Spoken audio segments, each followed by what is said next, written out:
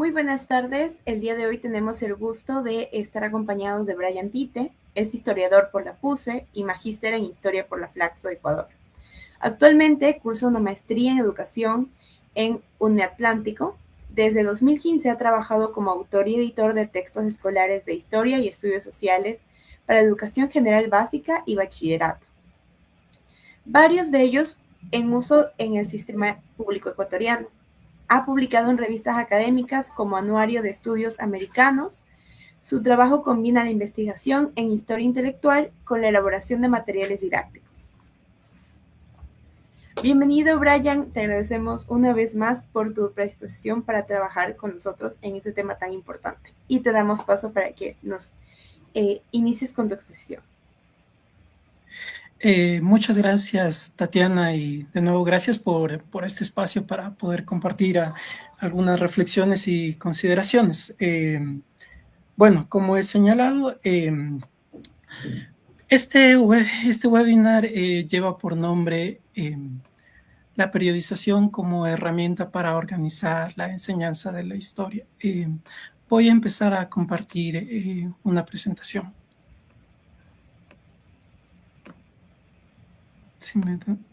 Ok.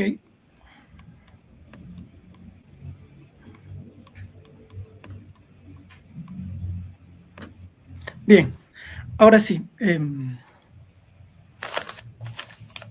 Tan solo un segundo. Ok, ahí. Bien. Como decía, el interés surge, digámoslo, a través de la labor que he realizado, sea tanto a través de la investigación histórica como tal, como a través de una labor más didáctica que tiene que ver con la elaboración de textos escolares. Y es siempre la cuestión de estar pensando el tiempo histórico. Y aquí podría surgir una primera objeción, es decir, la historia ya supone periodizaciones, es decir, siempre ya estamos trabajando con recortes de tiempo. Asumimos que determinados objetos, fenómenos o procesos comienzan en determinado punto y cierran en determinado punto. Entonces, ¿por qué un webinar sobre la periodización si es que esto es algo que ya estamos haciendo? Ante esto, lo que yo señalaría es lo siguiente. Primero, hay que reconocer claramente que la historia es el estudio de los seres humanos en el tiempo, y ese es su rasgo distintivo, el tiempo de la actividad humana, el tiempo histórico como tal. Y justamente como resulta evidente, para poder manejar y para poder analizar ese tiempo histórico, uno de los procedimientos más comunes, sea en la investigación histórica, sea en la enseñanza en el aula escolar, es el de recortarlo, periodizarlo, señalar segmentos. Pero aquí viene la cuestión. Si es que ya periodizamos, ¿lo estamos haciendo conscientemente? ¿Cómo justificamos además esos recortes? ¿Simplemente estamos adoptando algo que nos ha venido dado de antemano, o nosotros estamos haciendo un esfuerzo intelectual propio para tratar de delimitar estos periodos? Y para cerrar, otra consideración más. Consideramos la posibilidad de que no solamente haya una periodización para la cual tratamos de estudiar, sino varios tipos de periodizaciones. Entonces, con esto en mente, lo que quisiera es pasar, no hablarlo en términos abstractos, sino tratar de considerar problemas específicos y cuestiones que pueden ir surgiendo en la propia enseñanza de la historia. Entonces, en esta diapositiva que vemos aquí, lo que yo justamente he tomado son elementos temporales que aparecen en el currículo ecuatoriano, en este caso específicamente en el de educación general básica, subnivel superior. Y como digo, es decir, al enseñar historia, sea de manera clara y consciente o no, pero ya estamos estableciendo recortes temporales. Entonces, lo que vemos aquí, por ejemplo, es algunos recortes temporales, podemos llamarlo periodizaciones, que aparecen en las destrezas con criterio de desempeño del currículo. Y lo que podemos ver es que no hay un criterio unánime, una mezcla de criterios y, y ninguno se califica como una decisión neutral. Por ejemplo, aquí tenemos que se utiliza un criterio bastante clásico, podríamos llamarlo, inclusive demasiado tradicional, que es el criterio tripartito de la historia antigua, edad media y edad moderna. Vemos en las expresiones la antigüedad, el medioevo. Un criterio por siglos, cuando en ciertas destrezas se habla de los siglos XVI y XVII, o en otros de la primera mitad del siglo XX. Por eventos históricos, que se habla de Primera Guerra Mundial o Gran Depresión. Por procesos, como por ejemplo implantación del neoliberalismo, o por décadas, la América Latina de los 60. Entonces, lo que podemos ver aquí es que hay periodizaciones, pero la pregunta viene, ¿son periodizaciones conscientes? ¿Son periodizaciones que se han pensado y que tienen una justificación clara de por qué se han establecido? Y la respuesta inicial parecería ser que más bien es solamente un mosaico de elementos históricos en los cuales no siempre hay una claridad en articular estos distintos tiempos que atraviesan estos fenómenos históricos. ¿Y a qué se debe esto? Justamente lo que señalo, porque no hay un pensamiento claro y definido en torno al tiempo histórico. Y entonces, ¿cuáles son las implicaciones de esta falta de pensamiento claro del tiempo histórico que se manifiesta a nivel curricular?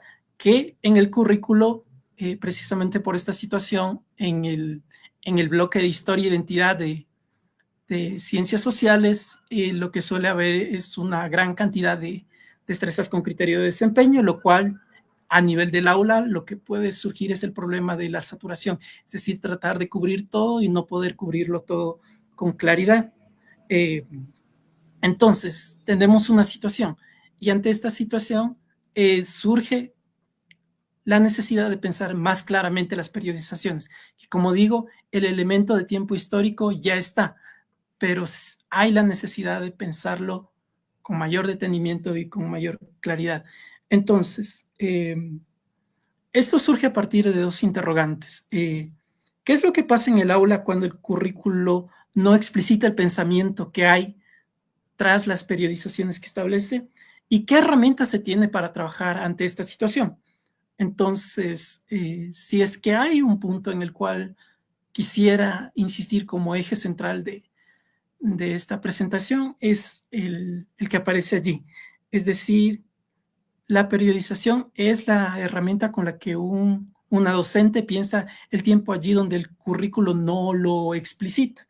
Entonces, sí, es reconocer que hay periodización, pero es insistir en la necesidad de que esa periodización sea pensada conscientemente y puesta en diálogo con otras periodizaciones. Entonces, la periodización que ya está es la propia herramienta para pensar el tiempo histórico en relación al currículo. Y esto, como insisto, más que un ejercicio teórico, quisiera plantearlo en términos de una propuesta concreta que pueda tener implicación y relevancia en el aula escolar. Entonces, aquí desgloso, digamos, algunos bloques de cómo voy a tratar de cubrir esta propuesta. Para empezar, vamos a tratar de señalar unas 3 consideraciones generales sobre la periodización. Luego, a partir de estas consideraciones, vamos a tratar de establecer escalas de decisión y después de eso vamos a traer a elementos más concretos. Vamos a señalar casos en diálogos y finalmente vamos a cerrar a partir de todo este recorrido con 4 criterios prácticos que darían un cierre y una conclusión a los 3 bloques anteriores. Entonces, vamos al primer punto que era el que señalaba, las consideraciones en torno a las periodizaciones. Entonces, tenemos tres consideraciones principales y cada una de ellas voy a tratar de ilustrarlas con un ejemplo histórico que principalmente va a estar enfocado en el subnivel superior de EGB en la asignatura de estudios sociales. Entonces, vamos a empezar con la consideración primera, de que toda periodización debe ser tomada como una decisión y no como un dato. ¿Qué quiere decir esto? Que la periodización no existe por sí misma en el tiempo histórico, sino que la periodización es una decisión. ¿Y qué quiere decir que sea una decisión? Esto quiere decir que la periodización fue hecha por alguien en un momento histórico y por alguna razón obedeciendo a una determinada lógica. Y aquí justamente quiero retomar el ejemplo más típico de esto, que es el que señalaba en uno de los ejemplos de periodizaciones que retomaba del currículo, cuando hablamos de antigüedad, de edad media o de edad moderna. ¿Cuándo se empieza a utilizar tales denominaciones? Y la respuesta en sí misma es bastante ilustrativa de lo que quiero señalar. Esta noción de identificar una edad media es una invención de los humanistas italianos del 480, es decir, de los años 1000, de los 1400. Entonces aquí podemos ver que uno de los primeros que empieza a utilizarle es el poeta Petrarca, que utiliza una analogía cristiana, que es la de la luz y la de las sombras. Entonces, lo que señala es tratar de resaltar su propio tiempo, el tiempo que él está viviendo, como una época en la cual empieza a aparecer la luz, y la contrapone a una época anterior en la cual describe como oscuridad. Y luego esto igualmente va a ser retomado por otros pensadores como Leonardo Bruni o Flavio Biondo en el siglo XV, que hablan de medium evum, es decir, el medioevo que se lo traduce en español.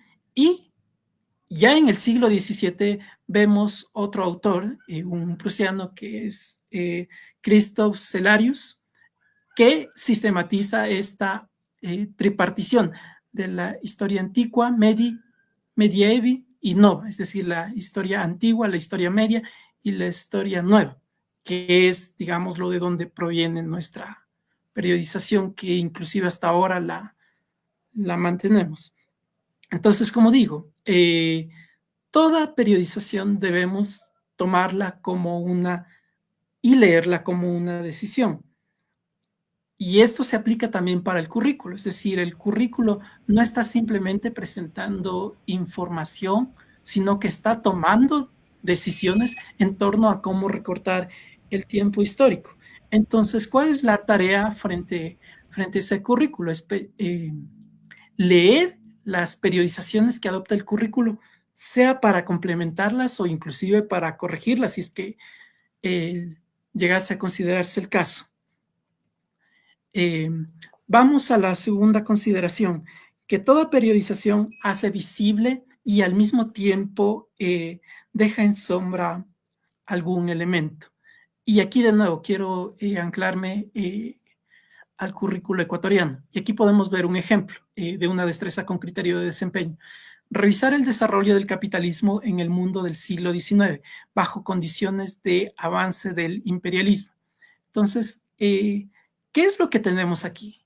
Primero tratemos de desglosar algunos de los elementos. Tenemos un elemento histórico que es el capitalismo, entonces estamos en historia del capitalismo, pero aquí ya la destreza señala algo más, desarrollo del capitalismo. ¿Y qué quiere decir con desarrollo del capitalismo? Quiere decir el momento inicial, quiere decir el momento en el cual el capitalismo triunfa, el momento en el cual el capitalismo se expande a nivel mundial. La precisión que añade la propia destreza son dos. Por un lado, siglo XIX. Entonces, esto inicialmente nos querría decir que estamos hablando del momento en el cual empieza a surgir un modo específico de capitalismo, el capitalismo industrial en Gran Bretaña, pero esto es desde fines del siglo XVIII. Y otro momento que es el triunfo de este capitalismo y luego su transformación a una forma de capitalismo monopólico, que sería la segunda indicio que da la destreza con criterio de desempeño, bajo condiciones de imperialismo. Pero como podemos ver, la destreza mezcla demasiados niveles y nunca queda claro, digámoslo, dónde debería aterrizarse esta historia del capitalismo. Si hablamos del siglo XIX, estamos hablando de una época en la cual, retomando la periodización de Hobsbawm, estaríamos justo el triunfo del capitalismo, el surgimiento del capitalismo industrial en la era de la revolución, el triunfo de ese capitalismo en la era del capital y su expansión ya no como capitalismo industrial, sino como capitalismo monopólico en la era del imperio. Pero esto no nos proporciona la destreza con criterio de desempeño, sino que hemos tenido que recurrir a otra periodización para tratar de hacer legible esto. Entonces, como podemos ver, hay elementos que dejan en claro la destreza, pero otros elementos que los oculta, como por ejemplo el hecho de que este inicio del capitalismo industrial es desde el siglo XVIII, no solo en el siglo XIX, y el hecho de que, de hecho, el desarrollo de las condiciones del imperialismo se extiende más allá del siglo XIX, por lo mínimo hasta la Primera Guerra Mundial, o inclusive mucho más hasta la Segunda Guerra Mundial.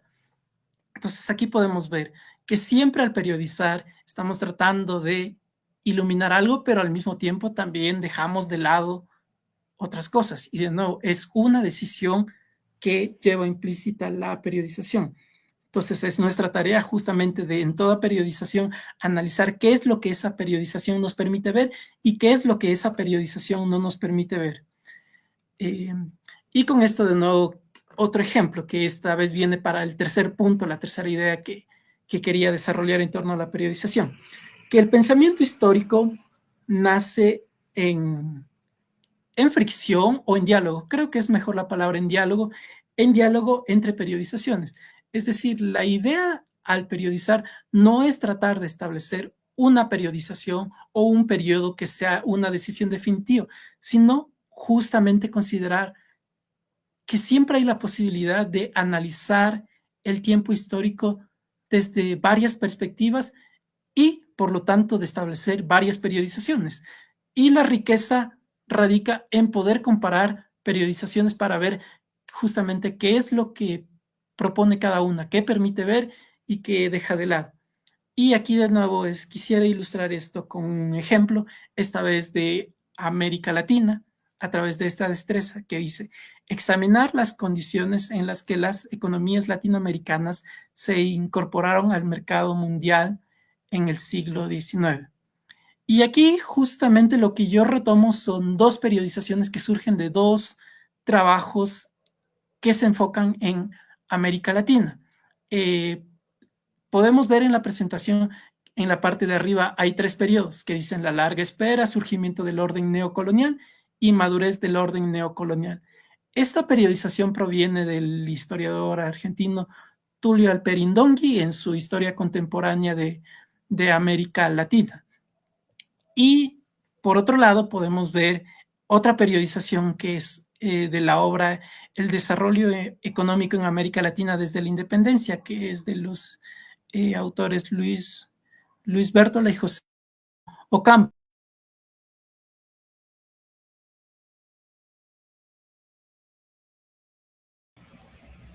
Bueno, al parecer tuvimos una pequeña situación, quizá debido a los propios apagones, programados o no programados, pero regresó. Ya, bueno, vuelvo a repetir brevemente.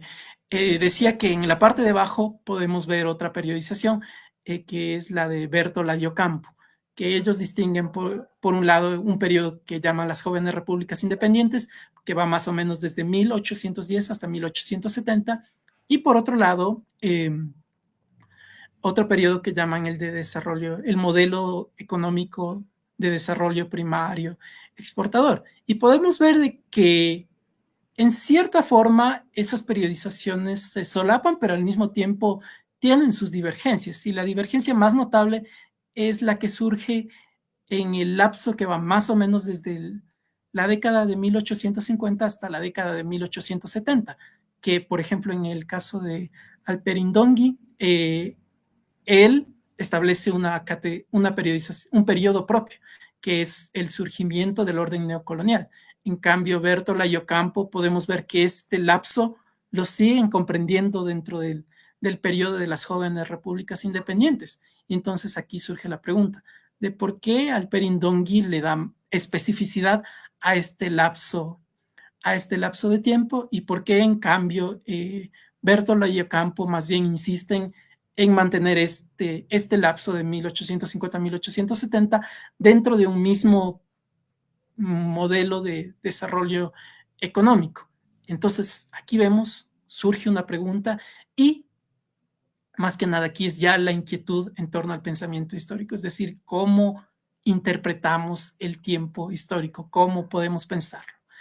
Entonces, aquí están los 3 puntos que había querido señalar. La periodización es una decisión, la periodización permite ver y al mismo tiempo deja de lado cosas y el pensamiento histórico se enriquece justamente cuando estamos en capacidad de poner en diálogo distintas periodizaciones. Entonces, volviendo de nuevo a los elementos más concretos, volvamos al currículo. El currículo periodiza, como ya lo he dicho varias veces, incluye un criterio de periodización, pero explicita cómo piensa lo que periodiza. Entonces, de nuevo, aquí viene la cuestión de que siempre tenemos que considerar la posibilidad de pensar otras periodizaciones para de esta manera poder pensar el tiempo histórico y poder pensar de manera histórica, que esta es una labor que a su vez también corresponde traducirla en el aula escolar para enseñar a pensar históricamente a los estudiantes. Entonces, aquí ya, digámoslo, 3 ideas que son un poquito más teóricas, y ahora quisiera pasar a un segundo bloque en el cual ya tomemos en cuenta, digámoslo, decisiones en torno ya a la práctica docente y a cómo, digámoslo, podemos empezar a aterrizar esto en la enseñanza de la historia. Entonces, considerando las 3 ideas que he dicho de nuevo, toda periodización es decisión, toda periodización permite ver y deja de lado ciertas cosas y la comparación entre periodizaciones nos permite pensar históricamente a partir de estas 3 ideas. Lo que quisiera aquí es una propuesta que podríamos llamarlo de escalas de decisión del docente, que es por un lado una escala macro que más o menos podríamos considerarla a nivel del año escolar, es decir, una decisión al inicio del año escolar. Luego una escala meso que tiene que ver con un periodo más delimitado, que podría ser el de una unidad de un texto escolar o de un trimestre o de otra unidad de delimitación de tiempo. Y por último, una escala de decisión a nivel micro que tendría que ver ya con una clase específica. Entonces, aquí lo que vemos ahora corresponde a esta primera escala, la escala macro. Lo que aparece aquí es un criterio de periodización de un historiador que se llama Peter Stearns, que él ha trabajado principalmente desde el enfoque de lo que en inglés se le llama la world history, es decir, lo que podría traducirse como historia mundial o historia del globo. Y aquí vamos a aplicar las 3 ideas que hemos desarrollado anteriormente. Entonces, ¿cuál es la decisión que toma Stearns aquí? En este caso podemos ver de que él parte por un lado de un criterio muy amplio, que es el que aparece en la flecha de la izquierda, que es, digámoslo, de la manera de subsistencia humana. Entonces aquí lo que tendríamos es 3 eras extensas, que es primero una era de la caza y la recolección, que iría desde la aparición de los seres humanos hasta el desarrollo de la agricultura. Luego otra era igualmente extensa, que sería más o menos desde el 8000 antes de Cristo, que es la era agrícola, que comenzaría en el 8000 antes de Cristo y que más o menos iría hasta nuestros siglos 18, 19. Por último, una era industrial, que sería la era que estaríamos todavía viviendo en la actualidad, que iría desde más o menos el siglo 18, 19 hasta la actualidad. Entonces, aquí tenemos por un lado una perspectiva muy amplísima, pero dentro de esta misma perspectiva, Stearns introduce periodos más delimitados pensados justamente para una historia del globo, es decir, una historia que no está centrada en un espacio geográfico en particular, sino que justamente lo que prioriza son las conexiones entre distintos espacios geográficos. Entonces aquí podemos ver en la columna de la derecha los periodos que distingue con claridad, principalmente desde el surgimiento de las primeras civilizaciones. Entonces, desde ese momento que es desde más o menos el 3500 antes de Cristo, entonces identifica 6 periodos. El de las primeras civilizaciones, que va desde el 3500 antes de Cristo hasta el 1000 antes de Cristo, el periodo clásico que le denomina del 1000 antes de Cristo hasta el 500 después de Cristo, un periodo posclásico que más o menos va desde el 600 hasta el 1400, 1500 después de Cristo, el periodo de la modernidad temprana, que va desde el 1450, 1500 hasta 1750. Él aquí llama un periodo largo siglo XIX, desde 1750 a 1914, y finalmente cierra con un periodo contemporáneo que por ejemplo, él lo desarrolla en 1914 en adelante. Entonces aquí tenemos un primer criterio muy global de cómo poder delimitar el tiempo histórico. Y creo que la relevancia de esta periodización que desarrolla Stearns para esta escala macro de la que hemos hablado es que nos permite identificar de manera muy general, digamos, lo que es lo que se cubriría en la enseñanza de historia en un año escolar. Entonces, podemos, por ejemplo, tomar este periodo, estos periodos, hacer ajustes y a partir de esos ajustes podemos considerar qué es lo que se enseñaría en un año escolar, cuáles periodos estarían cubiertos dentro de un año escolar, si es que acaso algún periodo se cubre por completo dentro del año escolar o tal vez ocurren casos que puede ocurrir que un periodo quede a medio cubrir en un año y termine de cubrirse en otro año y en este caso habría que justificar por qué esos cortes, pero como insisto, la relevancia de estos grandes periodos es que permite identificar y priorizar lo que se cubriría en un año escolar. Y cada periodo, aquí viene la cuestión, debe incluir su propia pregunta organizadora propia. Bien, entonces en este punto aquí lo clave es a partir de esta primera herramienta de periodizaciones, tratar de poner estas periodizaciones en relación con las sesiones de clase. Aquí podemos tomar un ejemplo, como por ejemplo, cómo podemos organizar las destrezas con criterio de desempeño a partir de cada una de estas periodizaciones. ¿Responden bien? ¿No responden bien? ¿De qué maneras nos sirve esta periodización? ¿Qué nos permite iluminar de las destrezas? ¿Qué es lo que nos va dejando de lado? Etcétera. Bien. Ahora lo que podemos pasar a partir de esto es la escala media, que como he dicho ya es un ciclo más delimitado, que como había señalado puede ser el de una unidad de un texto escolar, un trimestre, o etcétera. En este caso, lo primero, quisiera introducir dos consideraciones al trabajar a este nivel, es decir, ¿qué tomar en cuenta? En primer lugar, ¿qué elemento específico es el cual se va a estudiar? Por ejemplo, aquí tenemos un ejemplo, el Antiguo Egipto, o otro ejemplo, el que aparece aquí, el largo siglo XIX. Y luego, una vez que hemos delimitado el elemento histórico, sea un proceso histórico, una sociedad, un fenómeno, etcétera, delimitarlo temporalmente, es decir, tratar de establecer con claridad por qué elegimos empezar en determinado punto y por qué elegimos cerrar en determinado punto. Entonces, aquí una consideración, que este punto es especialmente fundamental, como lo decíamos anteriormente al hablar de Stearns, al hablar del periodo premoderno, es decir, principalmente antes de 1800, ya que es solamente a partir del siglo XIX que podemos hablar de un mundo realmente globalizado y conectado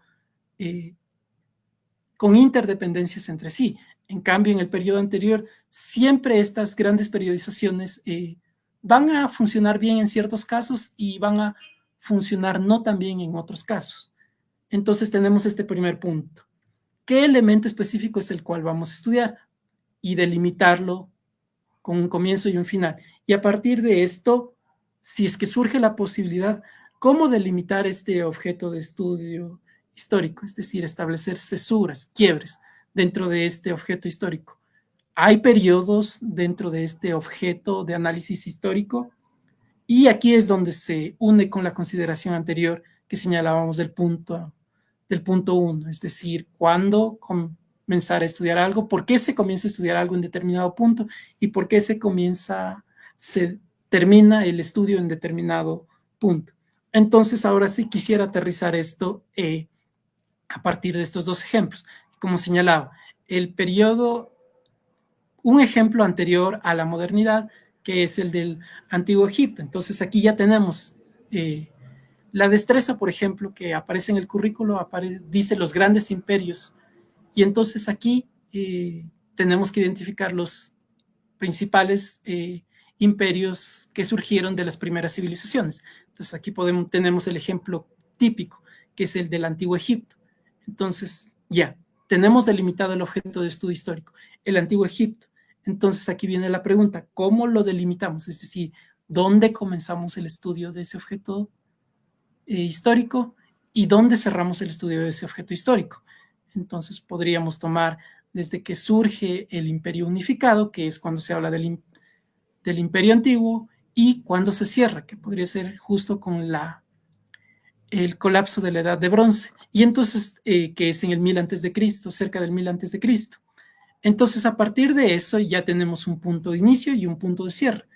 Y si es que surge la posibilidad, podemos identificar periodizaciones, que en el caso del Antiguo Egipto, por la ventaja de que ha sido estudiado profusamente, tenemos periodizaciones más o menos claras, que son, por ejemplo, las que están señaladas ahí: el Imperio Antiguo, el Imperio Medio y el Imperio Nuevo, con periodos intermedios que están entre esos grandes periodos. Y ahora tomemos un ejemplo de la modernidad, que es el largo siglo XIX, que es una denominación que acuñó el historiador británico Eric Hobsbawm. Entonces, dentro de este largo siglo XIX, que más o menos comienza con la Revolución Francesa y más o menos termina con el comienzo de la Primera Guerra Mundial, podemos igualmente establecer periodizaciones, que son las periodizaciones que distingue el propio Hobsbawm, que es la era de la Revolución, de 1789 a 1848, la era del capital, de 1848 a 1875, y la era del imperio. Entonces, en este nivel meso,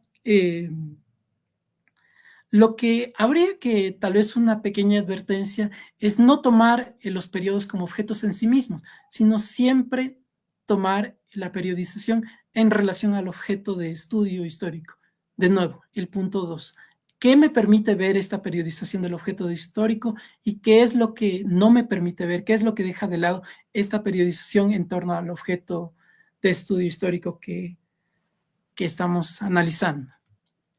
Bien, una vez analizado esta escala macro y meso, podemos pasar a la escala micro, que sería la de una clase en específico, y hablando en términos de currículo, podría ser la de una destreza con criterio de desempeño en específico.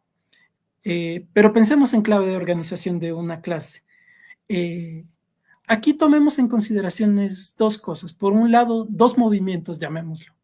Un movimiento hacia adentro, que es, por un lado, tratar de comprender el tiempo, la duración del objeto histórico que se está enseñando, lo que hablábamos en el punto 2, identificar por qué comenzamos en determinado punto y por qué cerramos en cierto punto. Este sería un movimiento hacia adentro, es decir, tomando en cuenta por sí mismo al objeto de estudio histórico. Ahora, un segundo movimiento sería hacia afuera, que podríamos decirlo, cómo se conecta esta duración, este inicio y fin de este objeto de estudio histórico con escalas mayores, es decir, con otras periodizaciones que abarcan niveles más grandes. Entonces, al hacer esto, sería importante tomar en cuenta tres criterios. Por un lado, ¿en qué periodo macro estamos trabajando? Veíamos, por ejemplo, los 6 periodos que identifica Stearns. Entonces, primera pregunta, ¿en qué periodo macro estamos trabajando? Segunda pregunta, que era la de la escala media. ¿Cuál es el objeto de estudio histórico que estamos trabajando? Que generalmente es el que está indicado en la destreza con criterio de desempeño. ¿Y cuál es la duración de ese objeto de estudio histórico? Es decir, un punto de comienzo, darle un punto de comienzo y darle un punto de cierre. Y el tercer punto, ¿cuál es la especificidad de este recorte? Es decir, ¿por qué se recorta en determinado momento? ¿Por qué ese recorte inicia en determinado punto? ¿Y por qué termina en determinado punto?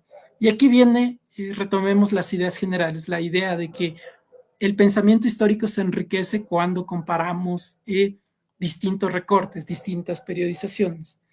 Entonces, tenemos el objeto de estudio histórico y las periodizaciones que habita. De nuevo quisiera tomar un ejemplo del currículo de Educación General Básica Superior. Hay una destreza que solicita analizar la Gran Depresión. Entonces, aquí viene la pregunta de los niveles. Por un lado, y digámoslo, de qué periodizaciones podemos utilizar para analizar eso. Aquí podemos ver en la imagen que aparecen 3 periodizaciones. Quisiera enfocarme primero en la del medio, que dice crisis del orden oligárquico. Esta es una periodización que propone el historiador Carlos Espinosa para la historia del Ecuador. Y este periodo que establece Espinosa va más o menos desde 1925 a 1945. Ahora pasemos a un nivel latinoamericano, la industrialización dirigida por el Estado. Este periodo, en cambio, lo establecen Bertola y Ocampo en su historia del desarrollo económico de América Latina. Y ellos, a su vez, lo que les señalan como un punto de comienzo es desde 1929 y un punto de cierre hasta fines de la década de los 70, inicios de la década de 1980. Y por último, otra periodización, esta vez pensada a escala global, que es la de Eric Hobsbawm, que él establece un periodo que llama la era de las catástrofes, que va más o menos desde 1914 hasta 1945. Entonces, volvamos a nuestro objeto de estudio, la Gran Depresión. Entonces, tomemos el hito que da inicio a la Gran Depresión, el crack del 29. ¿Cómo se sitúa esto en cada una de estas periodizaciones? ¿Qué nos permite ver cada una de estas periodizaciones? En este caso, lo interesante de nuevo del ejercicio es, tomemos crisis del orden oligárquico, Ecuador. Lo que nos está permitiendo ver esta periodización es que el crack del 29 arranca en un momento en el cual ya había una crisis desarrollándose en el Ecuador, que era la crisis del cacao. Entonces, en medio de la crisis del cacao, una crisis económica a nivel global. En el caso de la periodización de Bertola y Ocampo, ¿qué es lo que nos permite ver? Que el crack del 29 agudiza una tendencia que ya estaba en ciertos países y da inicio a una tendencia en varios otros, que es la de la crisis del modelo de desarrollo primario exportador y el inicio de las primeras iniciativas de justamente la industrialización dirigida por el Estado. En cambio, ¿qué es lo que nos permite ver la era de las catástrofes? Lo que nos permite ver es que el crack del 29 tiene lugar en un momento en el cual ya empezaban a ocurrir profundas transformaciones en el mundo que habían iniciado desde la Primera Guerra Mundial. Entonces, el crack del 29 se suma a esta serie de transformaciones que ya habían arrancado desde 1914. Entonces, de nuevo, como podemos ver, cuando ponemos en contraste distintas periodizaciones, en este caso una periodización histórica que tiene que ver con la economía y política del Ecuador, otra periodización que tiene que ver con la economía de América Latina y por último una periodización de alcance global, podemos ver que cada una de ellas al contrastarla nos permite comprender distintos aspectos del fenómeno del objeto histórico que queremos analizar. Y en este contraste, como vamos viendo, si surge la posibilidad del pensamiento histórico, de pensar el tiempo histórico.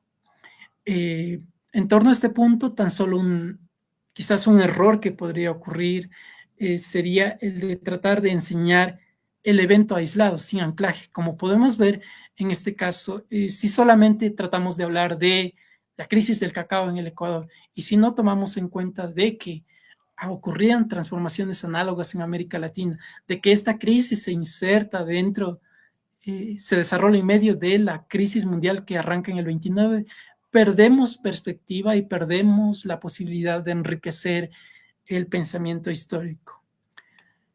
Bien, con esto cierra este segundo bloque de la propuesta de escalas que establecí, y con esto pasamos a un tercer bloque que ya serían de ejemplos más concretos y prácticos, considerando cada una de las escalas y también retomando lo que ya hemos hablado acerca de las tres criterios, las tres ideas al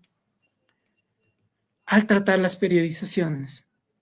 Entonces, volvamos al ejemplo de Peter Stearns y sus 6 periodos que establece. Entonces, ¿qué es lo que podemos ver? De nuevo, retomemos los criterios. La decisión,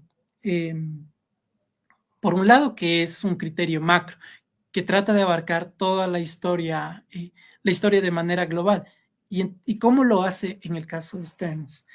Lo hace poniendo énfasis en las conexiones globales y los cambios de eje de dominio regional. Y es a través de estos dos criterios que permite que Stearns establece las 6 periodizaciones que ya hemos detallado anteriormente. ¿Y qué es lo que nos permite ver esto? Por un lado, la larga duración, es decir, no comprender la historia como acontecimientos separados, sino como un gran continuo histórico, que en el caso de Stearns hace énfasis en un gran continuo histórico que comienza desde hace 5.500 años atrás. Otra cosa que permite iluminar el criterio de Stearns es que permite ver y tomar en serio la importancia de los modos de subsistencia y organización social, al tomar en cuenta la caza y la recolección, la agricultura y el desarrollo industrial. Y por último, un elemento importante, igualmente valioso, que surge de la periodización de Stearns, es que permite comparativas regionales. Es decir, por ejemplo, en el periodo postclásico, ¿qué estaba ocurriendo en China y al mismo tiempo en Mesoamérica? ¿O qué estaba ocurriendo en Europa y en América en este mismo momento histórico? Ahora bien, la desventaja es que, como lo señala el propio Stearns, estas conexiones globales son, debido a que las conexiones globales se desarrollan más intensamente a partir del siglo XIX, estos grandes bloques funcionan mejor para ciertos casos que para otros antes del siglo XIX. Y por otro lado, la otra desventaja es que depende de los temas. Ciertos temas se prestan con mayor facilidad para entrar en diálogo con estos periodos. En cambio, otros temas son más difíciles de tratarlos, como por ejemplo la propia historia de la América precolombina puede entrar en diálogo con esta periodización, pero es un diálogo un poco más difícil, que por ejemplo sería un diálogo más sencillo con la Europa feudal o con el Imperio Chino, por ejemplo. Entonces, de nuevo aquí la pregunta de qué es lo que permite esta gran periodización. Permite, como ya lo señalé anteriormente, armar un año escolar con grandes recortes y permite el establecimiento de preguntas comparativas entre distintos espacios geográficos. Ahora bien, pasemos a otras periodizaciones, esta vez que toman como centro América Latina. En este caso, lo que tenemos, por ejemplo, aquí son 2 periodizaciones. Por un lado, una periodización que proviene del historiador José Luis Romero, que de su obra Latinoamérica, las ciudades y las ideas de 1976, y por otro lado, unas periodizaciones que establece Tulio Alperindongui en su Historia Contemporánea de América Latina de 1969. Entonces, ¿qué es lo que podemos ver? ¿Qué es lo que nos permiten ver cada una de estas periodizaciones? En el caso de Romero, como lo sugiere el propio título de su obra, él toma a las ciudades como eje interpretativo histórico, es decir, las ciudades como núcleo que guían los procesos históricos, dentro de una contraposición que entraría claramente entre el campo y la ciudad ocupando, como digo, este eje de centro de los procesos históricos. En el caso del Perindongui, en cambio, el énfasis es en las estructuras macroeconómicas y, dado que cubre desde la independencia, la formación de los estados nacionales. Entonces aquí podemos ver que justamente a partir de estos enfoques, cada uno de los periodos que establece tanto Romero como el Perindongui permite ilustrar con mayor claridad ciertos aspectos históricos que otros. Y aquí justamente de nuevo vuelvo a lo que he insistido, la comparación de periodizaciones. Podemos ver, y aquí los he subrayado, establezcamos un contraste entre dos periodizaciones que establece. Romero establece una periodización que es la ciudad patricia, que va más o menos desde la independencia hasta 1880. Y por su lado, Alperindongui establece un periodo que se llama surgimiento del orden colonial, que va más o menos desde 1850 hasta 1880. Y de nuevo surge la pregunta de por qué José Luis Romero establece un periodo mucho más extenso, mientras que Alperindongui insiste en dar especificidad a este periodo de 1850 y 1870. ¿Qué es lo que están tratando de iluminar con cada una de estas periodizaciones? En el caso de Romero, lo que él insiste es en, tomando el caso de la ciudad, el surgimiento de una nueva élite con las independencias que entra en relación con las antiguas élites que existían antes de la independencia. Y de nuevo son élites que ya no son solo urbanas, sino que entran en relación con las élites rurales. Ese es uno de los principales puntos de José Luis Romero en esta periodización. En cambio, en el caso del Perindongui, al hablar del surgimiento del orden neocolonial, Alperindongui hace énfasis en este periodo en particular porque es el periodo en el cual él distingue que se establecen los primeros elementos que van a dar forma a lo que se conoce como el modelo primario exportador en América Latina. Y de nuevo, siempre es rico entrar en diálogo distintos elementos históricos a partir de estos lentes de las periodizaciones. Como por ejemplo aquí quisiera retomar un ejemplo de Ecuador, que es el periodo de García Moreno.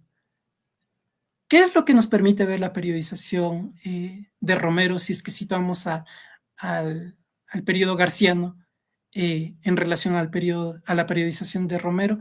Y en contraste, ¿qué es lo que nos permite ver al Perindongui si situamos el periodo garciano en el surgimiento del orden neocolonial? Por ejemplo, se me ocurre, si situamos al garcianismo en la ciudad patricia, lo que nos permite ver es que es un momento en el cual todavía están, digámoslo, decidiéndose cuáles son los proyectos políticos que están tratando de imponerse desde las ciudades en América Latina. Por ejemplo, eso es lo que me permitiría iluminar la periodización de Romero. En cambio, lo que me permitiría iluminar, lo que me ilumina la periodización de Alperindongui es cómo García Moreno estaría negociando esta inserción de el Ecuador en el mercado mundial. Como vemos, no se trata de que una periodización sea mejor que otra, sino de que cada periodización permite iluminar ciertos aspectos y al mismo tiempo deja de lado ciertos otros aspectos. Y para cerrar los ejemplos, aquí de nuevo tenemos una periodización centrada específicamente en el Ecuador.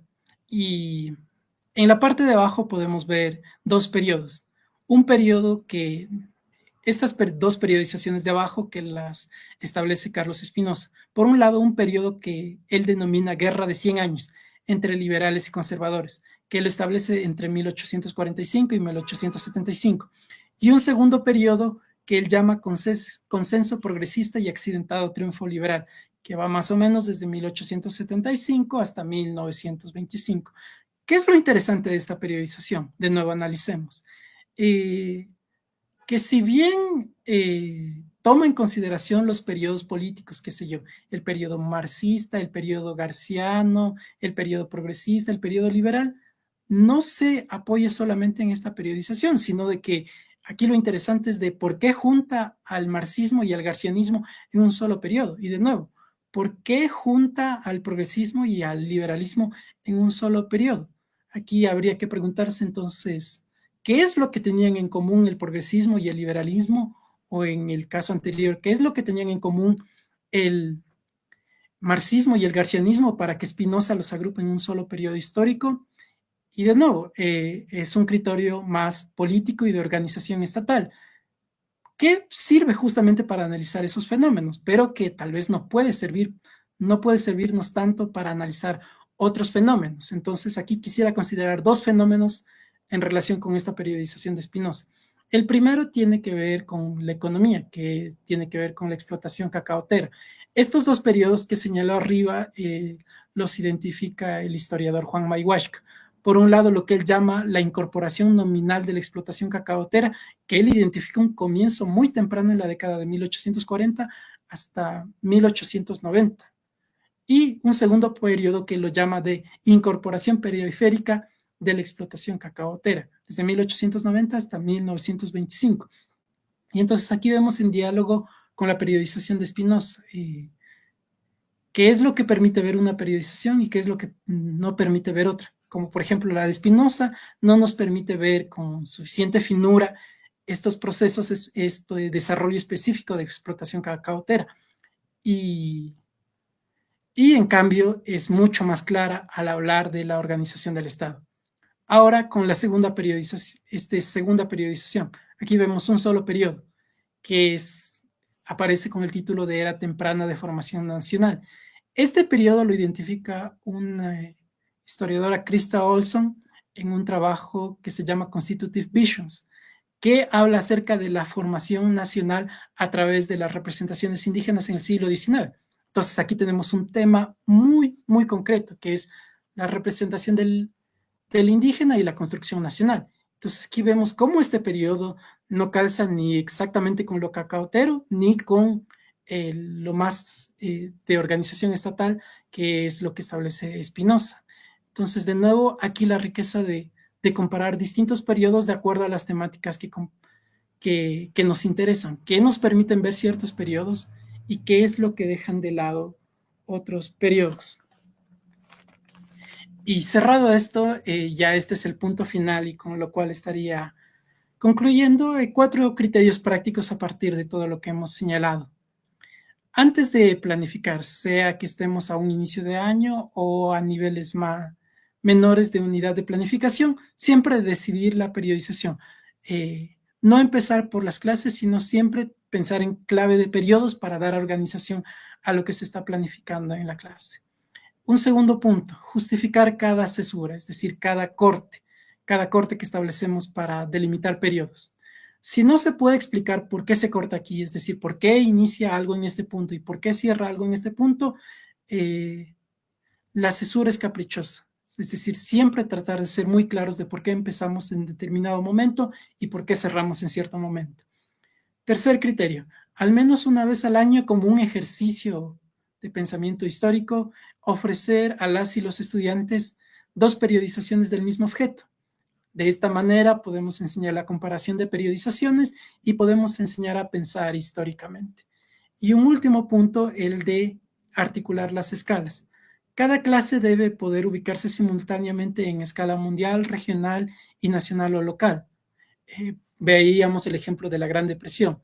Teníamos una escala en Ecuador, luego situamos el caso de Ecuador dentro de lo que ocurría en América Latina y luego podemos situar América Latina dentro de lo que ocurría a nivel global. Otro ejemplo que se me ocurre es, por ejemplo, al hablar de la Europa feudal. Bueno, en este caso no tendríamos escala nacional, pero tendríamos una escala regional.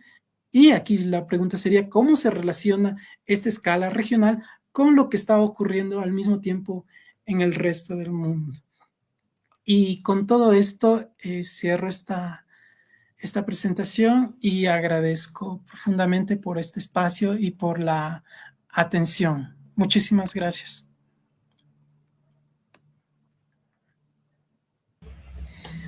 Muchísimas gracias, Brian. Abrimos ahora un espacio para que nuestros espectadores nos ayuden con preguntas sobre este tema tan importante que compartiste con nosotros el día de hoy. Bueno, y sin duda agradecerte porque estos espacios nos permiten conocer un poco más de la realidad educativa de nuestro país, aunque nos desenvolvamos en áreas distintas.